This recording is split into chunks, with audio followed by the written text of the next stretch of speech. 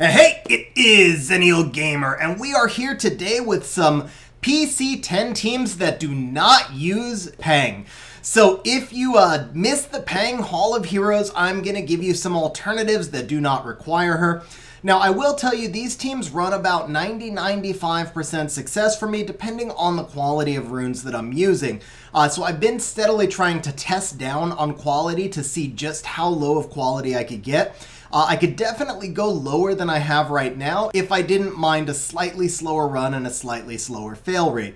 The runes that I'm using right now are what I would view as late mid-game. I know some people are going to say that they're really strong and other people should say they're attainable. But basically, if you're regularly raiding, you should be able to make runes that are comparable to these. If not exactly, then you should be able to make a set that can at least pass this level with this team and this rune style. Now, you can see the run in the background. The basic concept is that we're using the damage over time to kill the boss. This particular team that I'm using right now with the Orochi and the Yen, this team is averaging about a minute, but it was averaging about 50 seconds when I had stronger runes on it. So it's going to be dependent a little bit upon the rune quality. Now, one of the interesting things is in the original version of this team, Yen and Orochi only had 85 crit rate. And that was actually because I didn't rune them for this dungeon. I was just kind of testing it out, so I threw them in the runes that they had. And that team was actually running faster. Then I slowed them down a little bit, trying to test down on quality. But in the process, I did bring them up to 100 crit rate. And what I saw is that it really didn't make much difference. I'm clearing the waves at basically the exact same speed. And they're really not doing much damage to the boss. It's all about the dots that are killing the boss. So having the monsters a little bit faster with a little bit lower crit rate did seem to make the runs overall a little bit faster. Now this run looks like it's going to be fairly good because we got the Orochi skill 3 out early, and that's where the RNG is going to come in.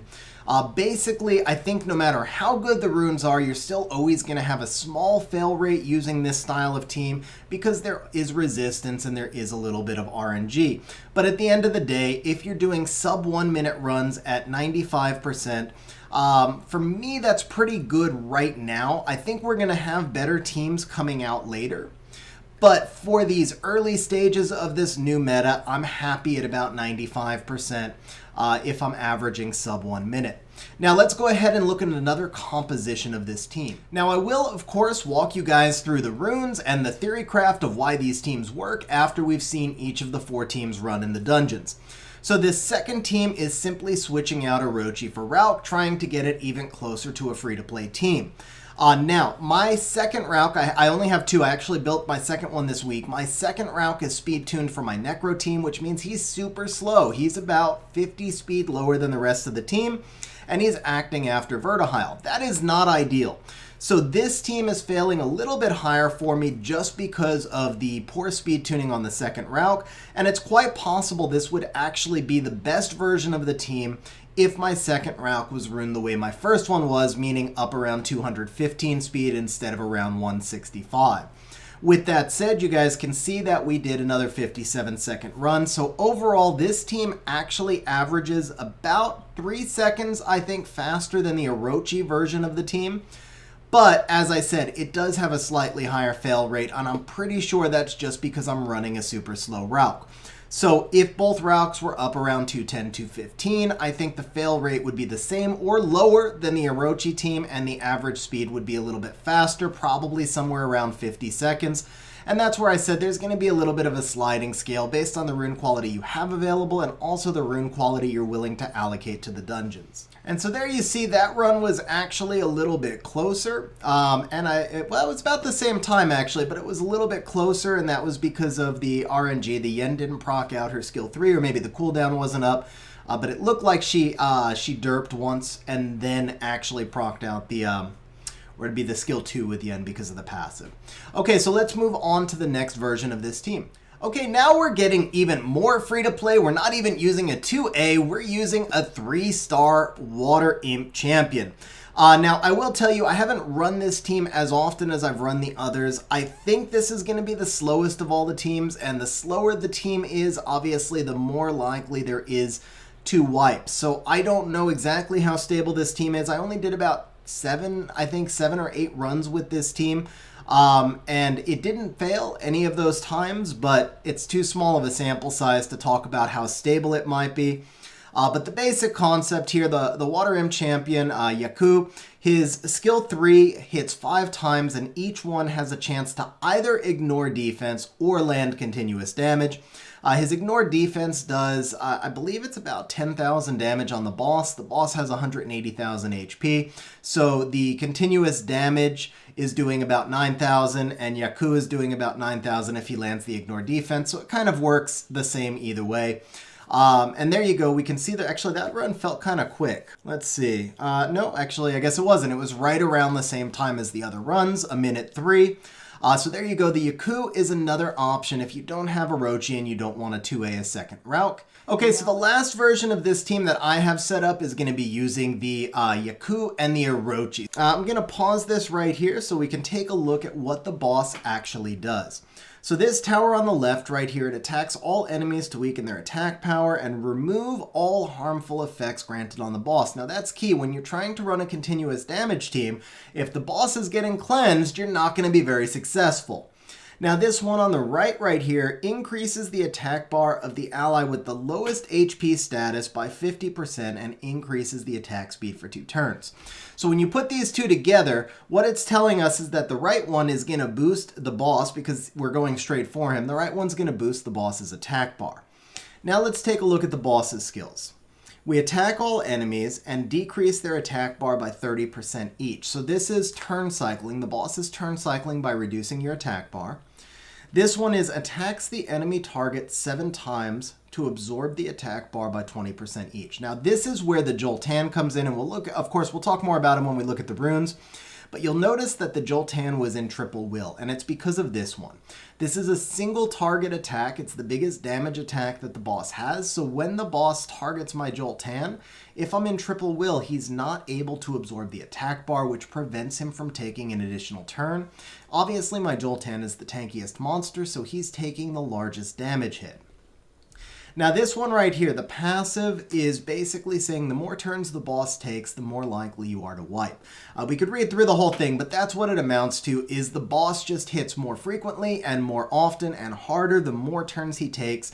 And of course, again, everything else is built about turn cycling him. So he's absorbing attack bar, he's getting boosted by the side crystals, and the more attacks he takes, the stronger he hits, and the more times he hits you.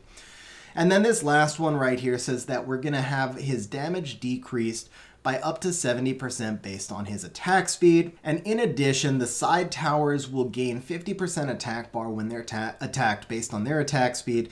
And the last part of this is the key. The boss gains a turn instantly when the boss gets an attack bar decreasing effect. So this right here, this skill is why everybody was using Pang for the first few days, and Pang will still be a viable option in this boss for a long time. But the reason that we were using Pang is because you would remove the speed, speed buff and add a speed debuff, and that makes the boss take a lot more damage because the faster he is, the bigger the damage reduction. The other thing is she was the only monster in the game that did that didn't, other than Chilling, that did not also absorb attack bar. So Chilling and Pang were the two that could actually strip and slow on a skill 1. It's really important to do it on a skill 1 or a passive. They were the only two that could do that reliably.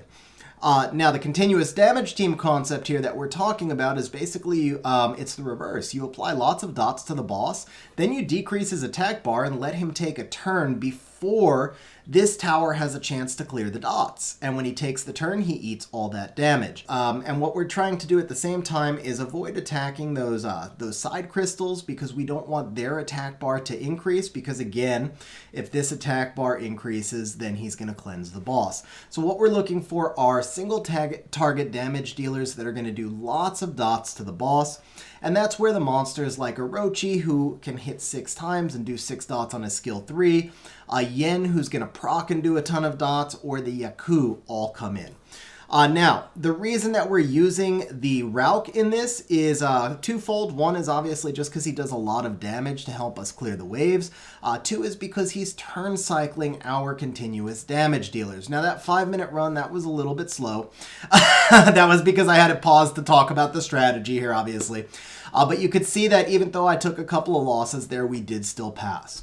Okay, so now let's go ahead and look at the runes and we'll talk a little bit about speed tuning. Okay, so to start off with, the boss has 175 speed, so you need 175 combat speed to outspeed the boss.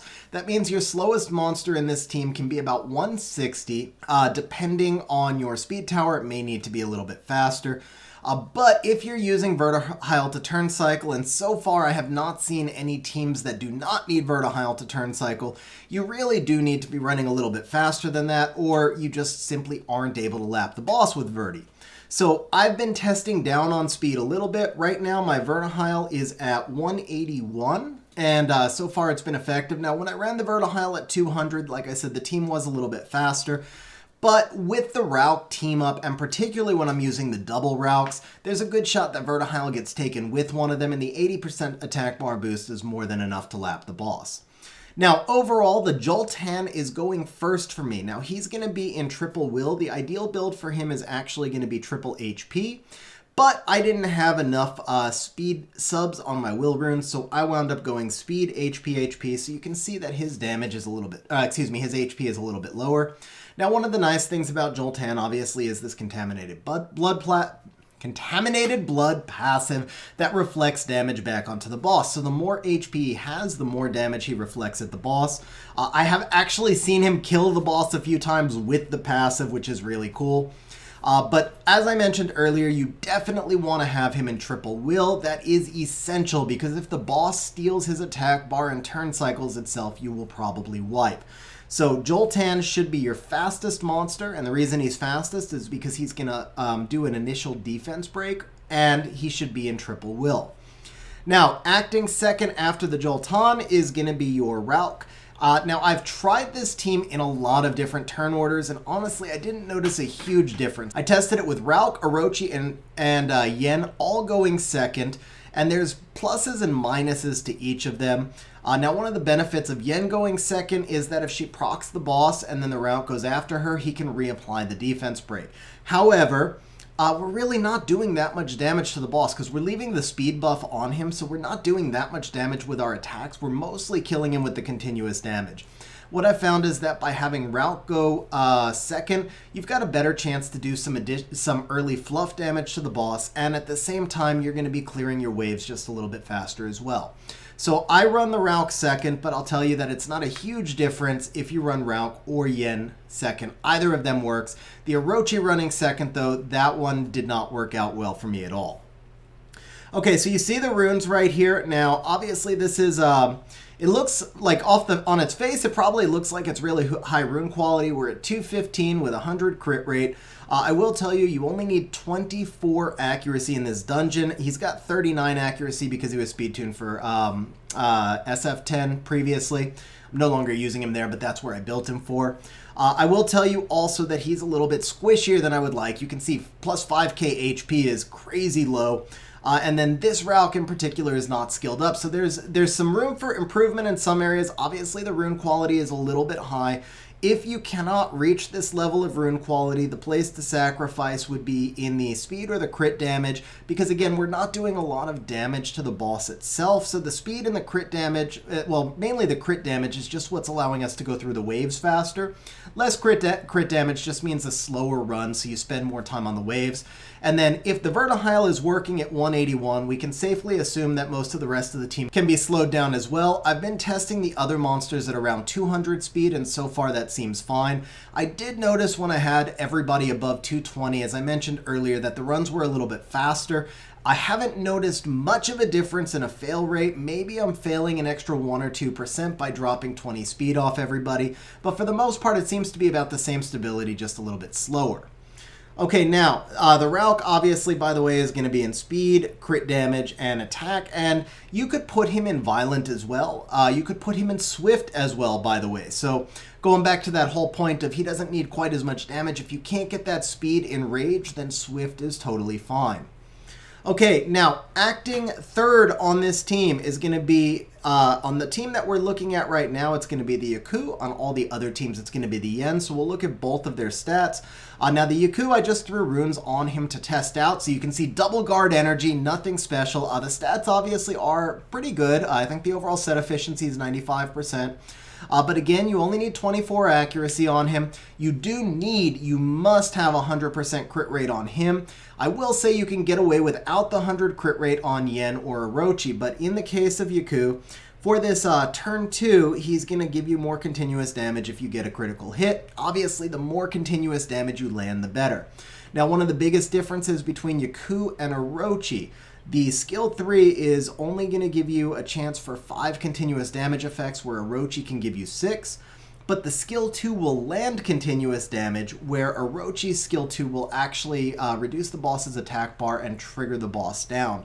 So if Yaku's base stats weren't so low, I would think he would be a better fit for this team just for that reason. But because the base stats are so low and it's so hard to build him up, I think the Orochi is a slightly better fit overall. He seems to average a couple of seconds faster. Those teams with him seem to average a couple of seconds faster, but it's pretty close. I think that it works both ways. Now the stats for the Yen, you can see crazy low crit damage here, which is actually unfortunate because Yen is a huge nuker. I will probably rebuild her on FRR and see if I can boost that damage a little bit. But I do have her in Violent. I strongly recommend putting your Yen in Violent, taking advantage, obviously, of the fact that she already procs in her passive, so she procs even more, giving her the ability to turn cycle and land even more continuous damage, but also helping you clear the waves faster. The Orochi I have also got in Violent, and again, you can see the rune quality now is progressively going down. Obviously, 100 crit rate is really nice, but we've got very low attack added, not super tanky, plus 96 speed, and basically no crit damage whatsoever. So again, when I had them in higher quality runes, when I was running them around 220 with more crit damage and more attack, the runs were obviously faster.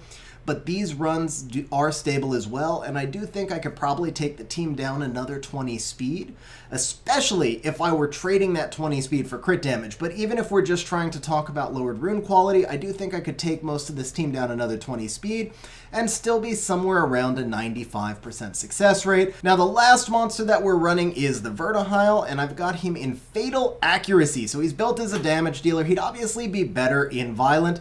But, and here's the big but, because I was testing this team out, I really wanted to check it for stability, and so if you put Vertihile in Violent, you're introducing some more RNG. You'll get faster runs, obviously, but if you're thinking that you're going to be stable because you're getting Violent procs to turn cycle, then you're not really getting as accurate of an assessment. So later on, I'll probably move him into Violent just so that I can get the overall faster average. But for testing purposes, it made more sense for me to just put him in more of a damage dealing build. He doesn't really do much damage either way, especially with the boss's speed buff.